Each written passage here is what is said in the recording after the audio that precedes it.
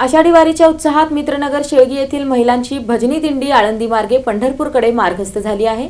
धार्मिक वातावरणात हा सोहळा पार पडला। मित्रनगर शेळगी येथील रुक्मिणी भजनी मंडळाच्या महिलांची आषाढी वारीनिमित्त सोलापूर, आळंदी, पंढरपूर दिंडी हनुमान मंदिरातून मार्गस्थ झाली। नगरसेवक डॉक्टर किरण देशमुख यांच्या हस्ते वीणा, तुळस व ध्वजपूजन करण्यात आले। कार्यक्रमाच्या अध्यक्षस्थानी हभप श्रीहरी पद्मानंद ज्ञानेश्वर महाराज चव्हाण होते। कार्यक्रम पत्रिकेचे प्रकाशन बसवराज इटकळे, महालिंगाप्पा परमशेट्टी, डॉक्टर रोहित पतंगे, ज्ञानेश्वर कारभारी आणि विरेश उंबरजे यांच्या हस्ते झाले। यावेळी ज्ञानेश्वर महाराज चव्हाण यांनी मार्गदर्शन केले तर डॉक्टर किरण देशमुख यांनी वारकऱ्यांना शुभेच्छा दिल्या। पंढरपूरकडे प्रवास सुरू होत आहे आणि गुरुवारी चव्हाण महाराज यांच्या नेतृत्वात हा दिंडी सोहळा या ठिकाणी सुरुवात होत आहे।